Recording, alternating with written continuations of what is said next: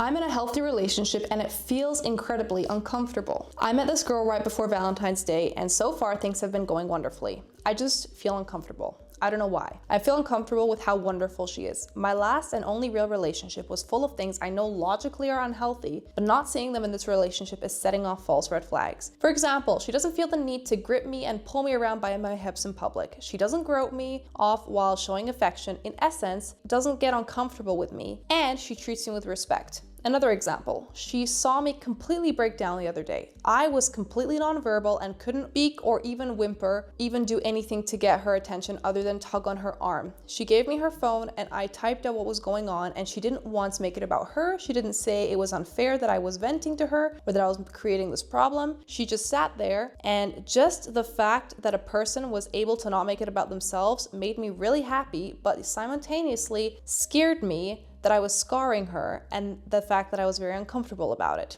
She is the perfect, gentle lady, so sweet, so generous, yet dry and sarcastic at times. But I'm worried I'll ruin it by not understanding what a healthy relationship looks like. What can I do? I read this a lot, and the problem is a lot of us have gone through situations in our life where we think that we deserve nothing but constant turmoil and pain. For most of us, it's a subconscious thought, it's a subconscious feeling. Because we might have grown up in a family where our parents were chaotic or our parents were bad to us, we might then grow up to think that every relationship we're going to be in is going to be hard work and is going to be difficult and is going to be bad for us in some way, because growing up in that environment made us feel safe because that was the only safety we knew. So being in an unhealthy relationship also makes us feel safe because it's what we're used to, even though it's not good for us. Or it could just be that you've been in many unhealthy relationships, so you subconsciously have told yourself, this is what I deserve, this is what I'm going to be used to, and this is what's going to be in my life for the long run. What many of us forget is that a healthy relationship takes a lot of work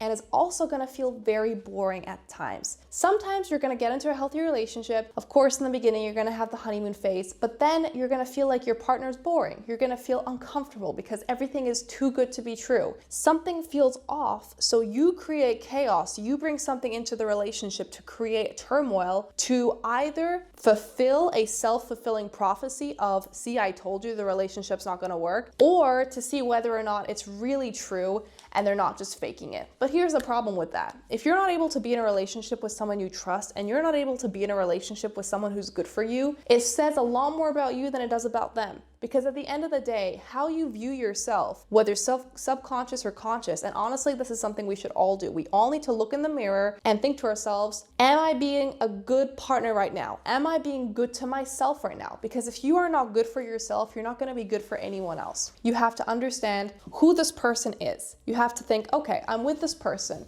I've been with them for, let's say, 6 months, a year, 2 years, whatever. And I know that they are like this, this, and this. They have never lied to me, so why should they lie now? They have never put me down, so why should they put me down now? And if you're worried about things like that happening, it probably comes from something deep within you, from either a past experience or from your childhood or from something you've seen, and you're fulfilling that prophecy. You're predicting that onto yourself instead of trying to understand, okay, maybe I'm just in a healthy relationship and this is going great. And maybe I finally found a person who's good for me and I should learn to be comfortable. I promise it's not just you. We all have problems. But you need to learn that just because you feel uncomfortable in something healthy and something good doesn't mean you have to then wreck it. Doesn't mean you have to test it. Learn to sit with this discomfort. Don't let your subconscious feeling of I'm not worthy of it, I'm not good enough, ruin all of your healthy relationships, because you deserve to be in a healthy relationship and you should work for one just as much as you would expect your partner to. I am 40 years old, and after 3 years of therapy, I finally realized that I won't ever be able to be in a relationship at all. Hi all, I have spent most of my life waiting for that magical and mythological person who would save me from all my misery while I went through toxic and codependent relationships that destroyed me. First of all,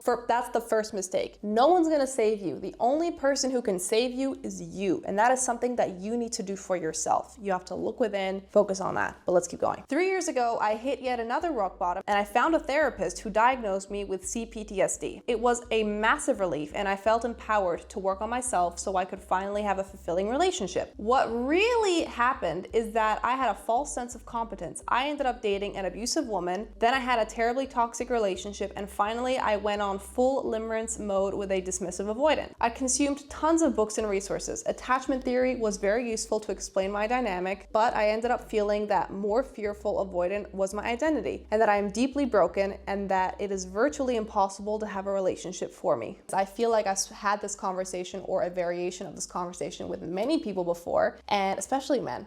I don't know what that is with you guys, but a lot of men out there believe that there is a time limit when it comes to dating. And at a certain point, you're gonna be too old, or it's gonna be impossible to find a good partner because all the good people are taken. The second thing I wanna say is the statement about all securely attached people being in relationships is false. There are many securely attached people who are daily getting out of relationships, who are single, chronically single, and just as much as an avoidant or an anxious person looking for a healthy relationship. My therapist, with the best of his intentions, suggested that most securely attached people are already taken, and that made me realize that considering all my handicaps and how things work, I am pretty much doomed. I'm also grieving all the lost years, my youth, all the lost possibilities that will never return. I'm just trying to build a life where I can still feel a sense of purpose, but honestly, it's getting harder and harder every day. If you feel like all the good people are taken and you'll never be in a relationship because of your traumas, then that is a self-fulfilling prophecy. You can be in a relationship with someone. You do not have to wait around and assume the worst and assume that there's no one out there. What I would do instead, if I were in this person's situation, is ask yourself why you believe in your heart that you'll never find a good person. Because it's very possible that you're looking for a very small circle of people, that you're blocking out 80% of people because you're trying to find someone that's part of this 20% group. Because here's the truth. So many of us have this idea of what the ideal partner looks like that we block out the possibility of anyone else being in our life. But in reality, you can be compatible with so many different people of so many different races, nationalities, ages, life paths. Like there's so many different sorts of people that you can be compatible with. So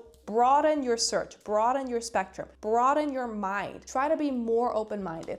And then look yourself in the mirror, do a deep reflection and ask yourself, if I were gonna date me, what would I not like about myself? And then work on those things. If you're saying I'm a dishonest person and I lie a lot, that needs to change. If you're saying I don't like myself because I'm overweight and I wouldn't date an overweight person, that needs to change. But you can find things about yourself, surely, that you don't like and that you can work on. The reason why you don't like who you are and the reason why you believe that you're gonna be single for the rest of your life is because there's something about you that you don't like. There's something about you that you feel insecure about, and that you believe the whole world is going to see that insecurity, that thing about you, and therefore neglect you. So the best way to overcome that is not necessarily to embrace the insecurity, but to work on the insecurity. And if it's something you cannot change, work around it. Because at the end of the day, if you respect yourself, if you love yourself, you're not going to care so much about what other people think, and you will know that there is someone out there who will love you for you. So if you're like this man, don't take that to heart and assume that there's no hope for you and there's not going to be anyone out there for you. There will always be someone out there for you, but you need to start with understanding that, and you need to start with believing that, because you will have your own. And that is the